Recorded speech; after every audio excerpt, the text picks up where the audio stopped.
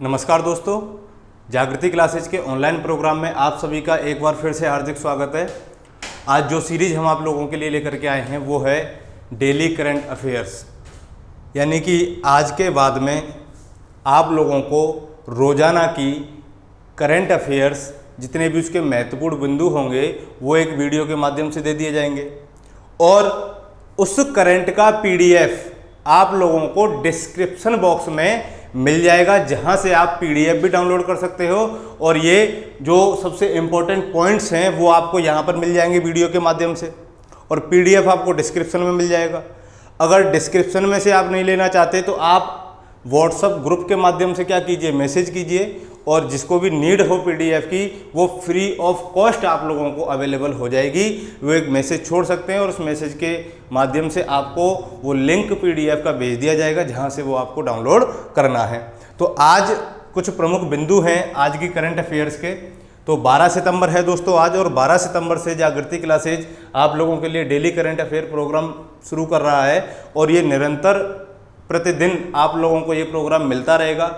और उम्मीद करते हैं कि इस प्रोग्राम के द्वारा आपको एग्ज़ाम में ज़्यादा से ज़्यादा फ़ायदा मिले, आप ज़्यादा से ज़्यादा करंट अफेयर का जो वेटेज आज के समय में एग्ज़ाम में बढ़ गया है वो वेटेज को आप सही से अटेम्प्ट कर पाओ। तो अब करंट अफेयर का जो दायरा बढ़ा है एग्ज़ाम में, चाहे आप कोई भी एग्ज़ाम उठा लीजिए, हर एग्ज़ाम में 6-7 सवाल आपको करंट अफेयर के देखने को मिल जाएंगे। अगर आप इन वीडियोज़ को रेगुलरिटी से देखते हैं तो मैं इतनी कोशिश करते हैं, मैं इतना प्रयास है हमारा कि आपका एक भी सवाल एग्ज़ाम में शायद ही गलत हो या शायद ही आपसे छूटे, वरना आपके जितने भी क्वेश्चंस करंट अफेयर से रिलेटेड होंगे वो आपको यहाँ से देखने को मिल जाएंगे। तो सबसे पहले हम चर्चा करते हैं कि कौन कौन से बिंदु हैं जो चर्चा में रहे हैं आज के। तो देखिए, सबसे पहला नाम आता है हमारे सामने किसका, परेश रावल का। तो परेश रावल का नाम सबने सुना होगा, ये बॉलीवुड के एक्टर हैं और ये चर्चा में क्यों आए हैं। तो देखिए, इनके चर्चा में आने का प्रमुख कारण ये है कि इनको एनएसडी का क्या बनाया गया है, अध्यक्ष बनाया गया है। तो दोस्तों एनएसडी के बारे में आप सभी लोग जानते होंगे। एनएसडी का मतलब है नेशनल स्कूल ऑफ ड्रामा।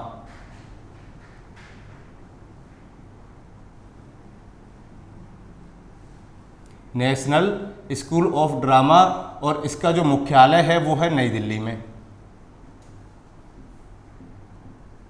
ठीक है, तो इसलिए परेश रावल क्या रहे, चर्चा में रहे हैं। तो परेश रावल से रिलेटेड अगर आपसे सवाल पूछा जाएगा तो वो क्या पूछा जाएगा कि एनएसडी का नया अध्यक्ष किसे बनाया गया है, परेश रावल को बनाया गया है। या ये पूछ सकता है कि एनएसडी का मुख्यालय कहां पर है, या एनएसडी कहां पर स्थित है, तो नई दिल्ली में स्थित है। तो ये एक सवाल हमारा यहां से बन सकता है। तो हम लोगों ने 20 मिनट में 20 पॉइंट आपके लिए तैयार किए हैं जिनको बहुत बेहतरीन तरीके से आपको समझना है। तो पहला पॉइंट हमारा क्या हो गया कि परेश रावल एनएसडी के नए अध्यक्ष नियुक्त किए गए हैं। दूसरा पॉइंट आता है राजीव महर्षि। तो देखिए, राजीव महर्षि क्यों चर्चा में है, तो राजीव महर्षि इसलिए चर्चा में है कि राजीव महर्षि की अध्यक्षता में क्या किया गया है कि एक समिति का गठन किया गया है, और वो समिति जो बैंक के कर्जदार लोग हैं उनको राहत देने से संबंधित जितने भी सिफारिशें होंगी, जितने भी आकलन करने होंगे वो कौन करेगा, ये समिति करेगी। तो बैंक के कर्जदारों को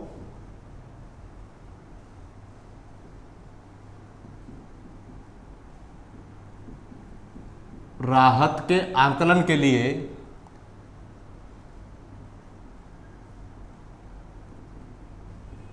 एक समिति गठित की गई है, और उस समिति के महर्षि साहब क्या हैं, अध्यक्ष हैं। अब थोड़ा सा महर्षि साहब के बारे में जान लेते हैं कि राजीव महर्षि क्या थे। तो देखिए, जो राजीव महर्षि थे ये भारत के 13वें सीएजी थे, अर्थात नियंत्रक एवं महालेखा परीक्षक थे, और इनको वर्तमान में क्या किया गया, इस समिति का अध्यक्ष बनाया गया है कि जो किसान बैंक से कर्ज लेते हैं उनको राहत देने से संबंधित जितने भी आकलन होंगे, जितनी भी सिफारिशें होंगी, वो ये समिति सरकार को रिपोर्ट सौंपेगी, और इनके अध्यक्ष बनाए गए हैं। तो क्या कह सकते हैं कि राजीव महर्षि 13वें पूर्व 13वें क्या हैं, सीएजी हैं, कंट्रोलर ऑडिटर जनरल हैं। अगला जो पॉइंट हमारा इसमें आने वाला है वो क्या है, मत्स्य संपदा योजना। तो देखिए, मत्स्य संपदा योजना को अभी हमारे प्रधानमंत्री जी ने क्या किया है, लॉन्च किया है, और मत्स्य संपदा योजना किससे संबंधित है? ये संबंधित है दोस्तों मछली उत्पादन से संबंधित। किससे संबंधित है? मछली उत्पादन।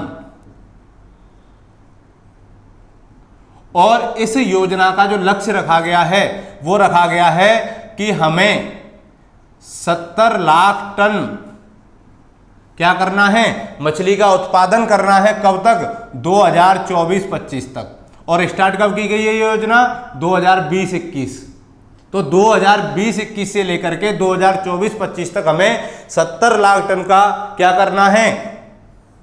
लक्ष्य उत्पादित करना है कि मछली का जो उत्पादन है, जो प्रोडक्शन है, वो कितना किया जाए। और दूसरी चीज आपको ये याद रखनी है कि इस योजना पर जो खर्च किया जाएगा वो किया जाएगा 2000 लगभग जो 20,050 करोड़ रुपए का टर्नओवर इस योजना के लिए रखा गया है।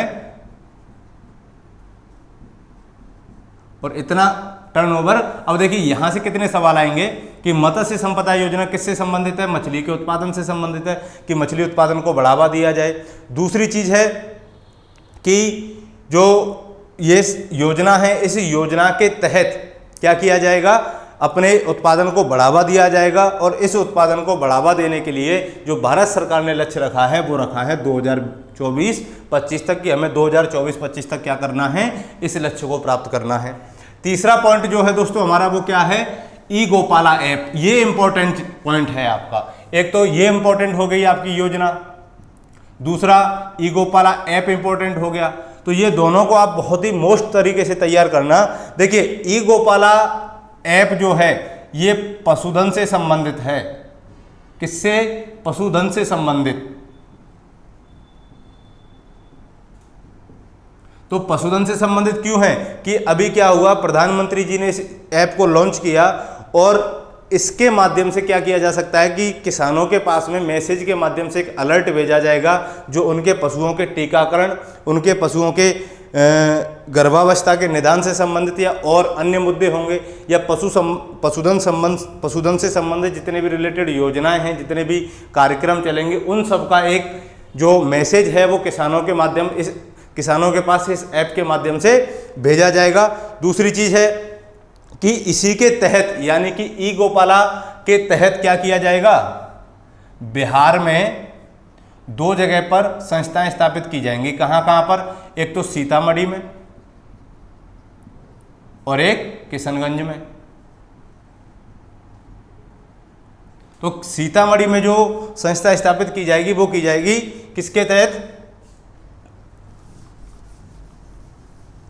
आपको सिर्फ इतना ही याद रखना है, ज्यादा डीपली नहीं जाना, कि ई गोपाला ऐप किससे संबंधित है? पशुधन से संबंधित है।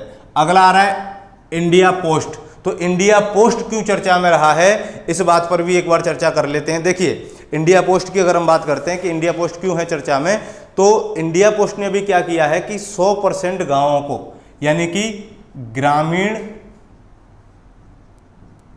क्षेत्रों को 100% कवरेज देने के लिए, यानी कि अब क्या किया जाएगा? इंडिया पोस्ट सभी गांवों को डाक से जोड़ने के लिए या 100% कवरेज देने के लिए क्या करेगा? इस योजना को लागू करेगा। और इंडिया पोस्ट ने अभी हाल ही में जो योजना लॉन्च की थी वो थी आपकी सभी ग्रामीण क्षेत्रों को किससे जोड़ना? डाक के माध्यम से जोड़ना। और डाक के माध्यम से जोड़ने के लिए इन्होंने एक जो योजना लॉन्च की है वो है 5 स्टार। क्या है? 5 स्टार विलेज योजना या प्लान। ठीक है, तो इस प्लान के माध्यम से क्या किया जाएगा? सभी गांवों को डाक से जोड़ा जाएगा और 100% ग्रामीण को कवर किया जाएगा। जितने भी भारत के अंदर ग्रामीण क्षेत्र हैं, चाहे पहाड़ी क्षेत्रों में, वो लंबे लंबे दूर दराज तक के भी क्षेत्रों को इसमें शामिल किया गया है। ठीक है, 3 पॉइंट हो गए। तो ये भी एक योजना है, तो ये भी इंपॉर्टेंट हो जाती है एग्जाम की दृष्टि से। अगला आ रहा है सरोद पोर्ट्स। तो देखिए जो हमारा जहाज रानी मंत्रालय है, कौन सा? जहाज रानी मंत्रालय। तो जहाज रानी मंत्रालय ने क्या किया है? इसके जो मंत्री हैं वो है मनसुख मंडाविया। कौन है? मनसुख मंडाविया।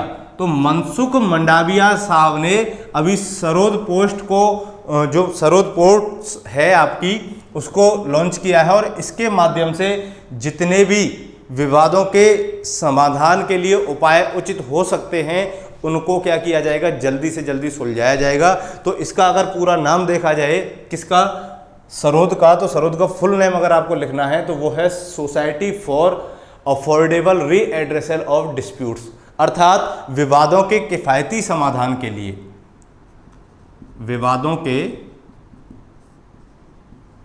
किफ़ायती समाधान के लिए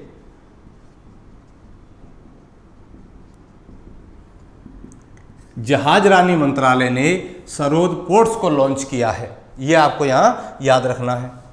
अगली आ रही है रिलायंस इंडस्ट्री। तो रिलायंस इंडस्ट्री के बारे में आप सारे लोग जानते होंगे कि मुकेश अंबानी से रिलेटेड है, तो मुकेश अंबानी इसके मालिक हैं। तो ये इस कंपनी ने क्या किया है कि हाल ही में वर्तमान में अपना 200 बिलियन डॉलर का कैपिटलाइजेशन को कंप्लीट किया है, या ये कह सकते हैं कि भारत की पहली कंपनी रिलायंस इंडिया है जिसने भारत में क्या किया है, अपना 200 बिलियन डॉलर मार्केट कैपिटलाइजेशन को पूरा किया है। या ये ठीक है, इसने 200 बिलियन या 200 बिलियन डॉलर, सॉरी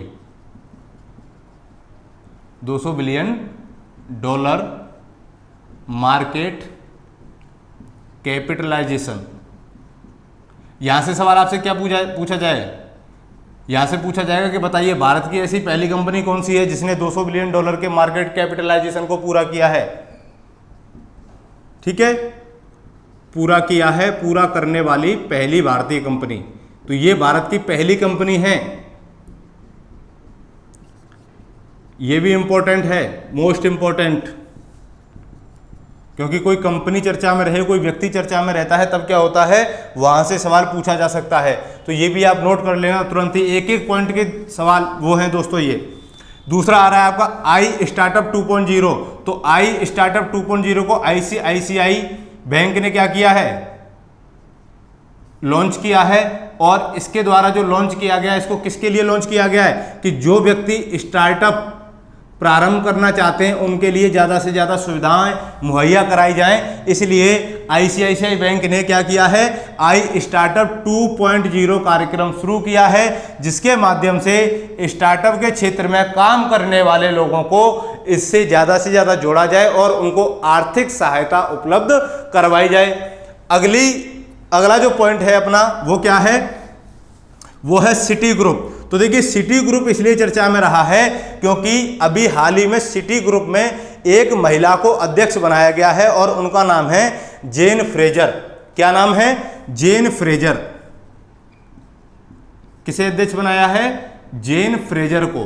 तो जेन फ्रेजर सिटी ग्रुप की अध्यक्ष बनने वाली पहली महिला हैं, इसलिए ये चर्चा में रहा है। क्योंकि अध्यक्ष तो इसके हमेशा बनते रहे हैं, लेकिन चर्चा में क्यों आया, क्योंकि जेन फ्रेजर सिटी ग्रुप की अध्यक्ष बनने वाली पहली महिला हैं, इसलिए ये चर्चा में रहा है।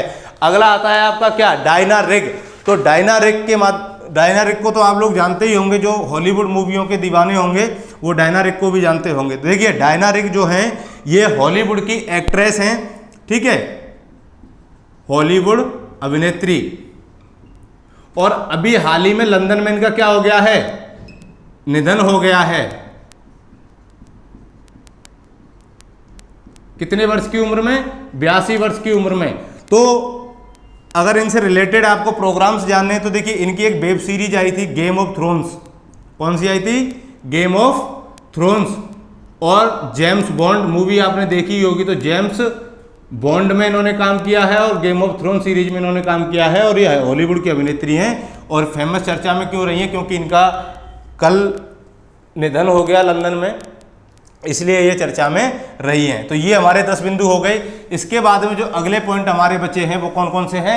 एक तो इंदिरा गांधी शांति पुरस्कार है जो इसमें चर्चा में रहा है। तो क्यों चर्चा में रहा है, देखिए इंदिरा गांधी शांति पुरस्कार 2019 का जो पुरस्कार था वो किसे मिला है, तो 2019 का शांति पुरस्कार मिला है दोस्तों सर डेविड एटनबरो को। सर डेविड एटनबरो को यह पुरस्कार दिया गया है, ठीक है। तो जो इंदिरा गांधी शांति पुरस्कार देने वाली जो संस्था है वो कौन देती है? वो देती है आपकी इंदिरा गांधी स्मारक न्यास। तो इंदिरा गांधी स्मारक न्यास क्या करता है? इंदिरा गांधी शांति पुरस्कार का वितरण करता है, जिसके तहत 25 लाख रुपए नगद और एक प्रशस्ति पत्र पुरस्कार के तहत दिया जाता है। दूसरी बात आती है कि ये जो शांति का पुरस्कार है इंदिरा गांधी का, ये किसकी याद में चलाया गया? तो नाम से आपको पता है कि 1984 में इंदिरा गांधी की मृत्यु हुई थी और उसके बाद में इंदिरा गांधी की याद में ये पुरस्कार किसे दिया जाता है? या तो व्यक्तियों को दिया जाता है, या तो कोई पर्टिकुलर एक व्यक्ति को दिया जाएगा, या व्यक्तियों के समूह को भी मिल सकता है। कोई संस्था अगर काम कर रही है तो उन संस्थाओं को भी ये पुरस्कार दिया जा सकता है। लेकिन अब बात आती है कि किन क्षेत्रों में इन लोगों को इंदिरा गांधी शांति पुरस्कार मिलेगा। तो देखिए 3 शब्द आते हैं आपके, कौन कौन से? एक आता शांति, निरस्त्रीकरण और विकास के क्षेत्र में जो लोग काम कर रहे हैं, जो कंपनियां काम कर रही हैं, जो समूह काम कर रहे हैं, उन लोगों को क्या दिया जाता है? इंदिरा गांधी शांति पुरस्कार दिया जाता है। तो 2019 का जो पुरस्कार दिया गया है वो किसे दिया गया है? सर डेविड एटनबरो को दिया गया। तो एग्जाम के पॉइंट ऑफ व्यू से ये भी मोस्ट इंपॉर्टेंट पॉइंट है आपका, इसलिए इसको याद रखना। दूसरी बात आती है कि 2018 का जो पुरस्कार दिया गया था, हो सकता है कि आपसे 1 साल पीछे का जाकर के पूछ ले, तो 2018 का जो पुरस्कार दिया था दोस्तों वो मिला था CSE को, और CSE का पूरा नाम है centre for science and environment. क्या नाम है? Centre for science and environment. और साइंस, इसकी जो वर्तमान में निदेशक हैं, तो वर्तमान में इसकी निदेशक कौन है? सुनीता नारायण हैं।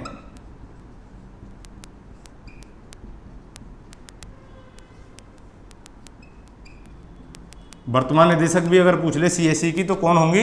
सुनीता नारायण होंगी। इनको 2018 में मिला। और दोस्तों एक सवाल और यहां से बन सकता है कि भारत के ऐसे पहले प्रधानमंत्री कौन है जिनको इंदिरा गांधी पुरस्कार मिला था? 2014 में। तो 2014 में किसको मिला? मनमोहन सिंह को यह पुरस्कार मिला था। ठीक है, तो ये कुछ महत्वपूर्ण बिंदु थे इस पुरस्कार से संबंधित। अगली बात आती है किसकी? रसिया की। कि रूस क्यों चर्चा में रहा है इस समय?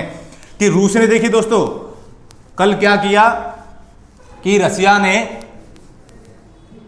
अपना जो कोरोना वैक्सीन था स्पुतनिक वी, आपसे पूछ सकता है इसने कोरोना वैक्सीन,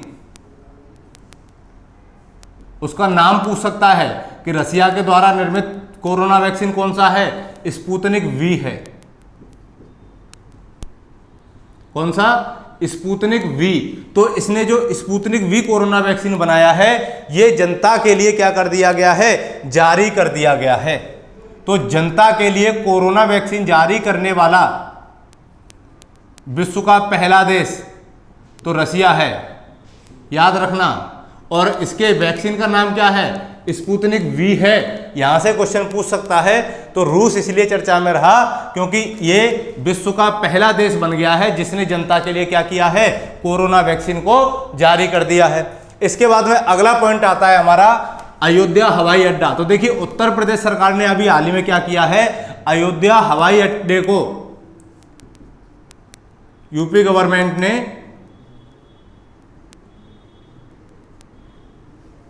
अयोध्या हवाई अड्डे का नाम बदल करके क्या रख दिया है? श्री राम हवाई अड्डा, यानी कि भगवान श्री राम के नाम पर क्या रखा गया है?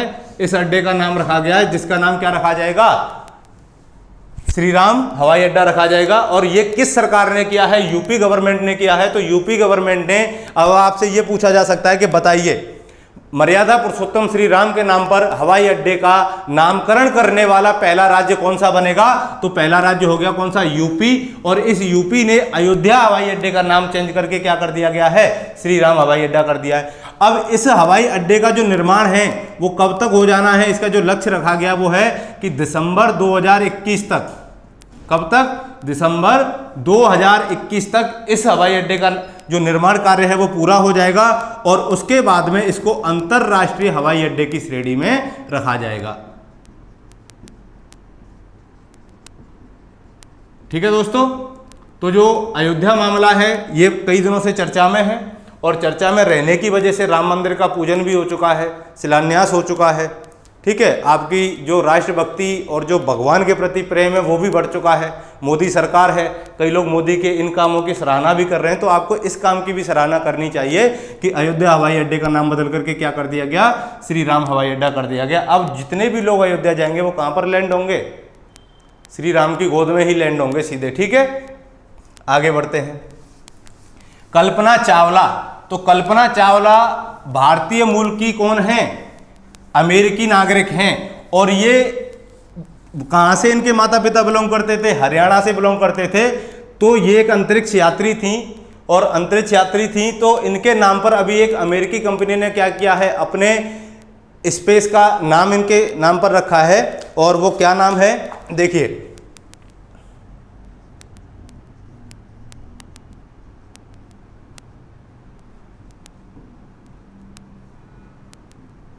नॉर्थरोप ग्रूमैन अमेरिका की एक कंपनी है, और इन्होंने अपने अंतरिक्ष जो इनका एक अंतरिक्ष यान है,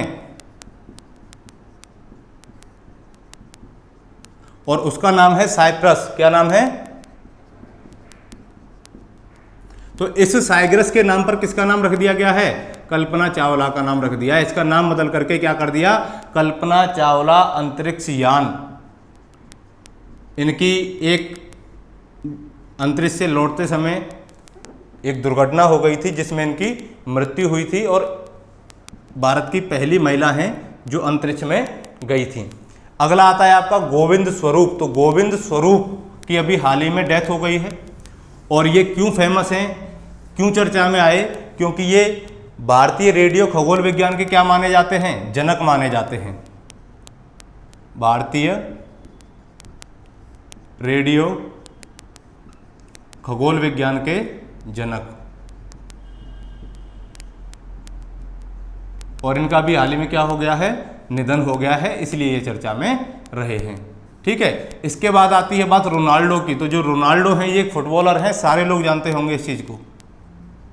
तो रोनाल्डो क्या हो गए, विश्व के दूसरे ऐसे फुटबॉलर जिन्होंने 100 गोलकीपर किए हैं। ठीक है, तो 100 गोलकीपर करने वाले विश्व के दूसरे फुटबॉलर जिन्होंने कितने गोल किए हैं, 100 गोल कंप्लीट कर लिए। इनके जो टोटल गोल हैं वो हो गए हैं 101।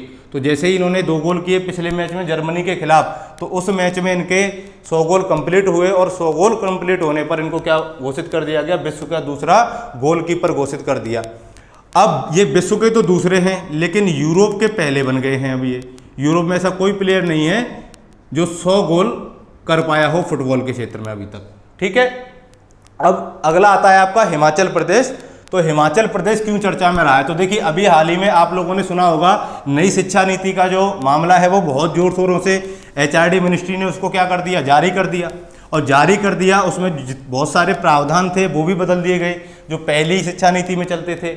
अब 5, 3, 3, 2 का क्या, 4 का क्या कर दिया गया, फॉर्मूला लागू कर दिया गया है।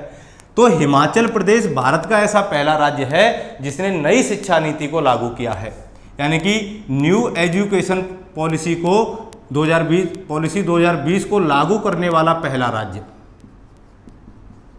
कौन बन गया है, हिमाचल प्रदेश बन गया है। तो हिमाचल प्रदेश ने क्या किया है कि 43 सदस्यीय यानी कि 43 सदस्यों की एक टास्क फोर्स गठित की है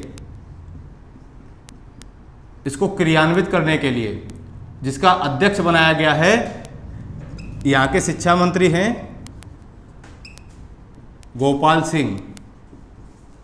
तो गोपाल सिंह को यहाँ का अध्यक्ष नियुक्त किया गया है इस टास्क फोर्स का, और इनके नेतृत्व में क्या किया जाएगा, न्यू एजुकेशन पॉलिसी को जमीनी स्तर पर हिमाचल प्रदेश में लागू किया जाएगा। अब एक और बचता है हमारा क्या, ICC T20 रैंकिंग। तो ICC T20 रैंकिंग में क्यों चर्चा में रही है, क्योंकि अब इसमें क्या है कि रैंकिंग बदल गई है। तो जो फर्स्ट रैंकिंग इसके अंतर्गत मिली है वो मिली है आपके ऑस्ट्रेलिया को। तो ICC की T20 रैंकिंग में क्या हुआ, ऑस्ट्रेलिया पहले स्थान पर है, सेकंड स्थान मिला है इंग्लैंड को, और थर्ड स्थान पर इंडिया है। ठीक है, तो ये क्रम याद रखना, खेल वाले टॉपिक से संबंधित क्वेश्चन यहां से आ सकता है। ठीक है, अब लास्ट पॉइंट हमारा बचा है। अब इस लास्ट पॉइंट पर बात करते हैं।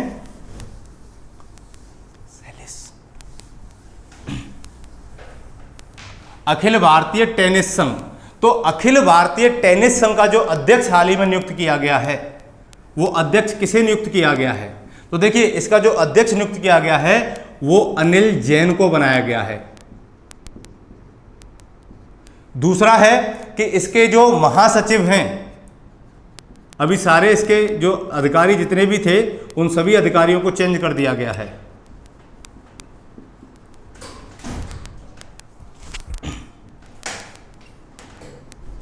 ये हैं आपके अनिल धूपर।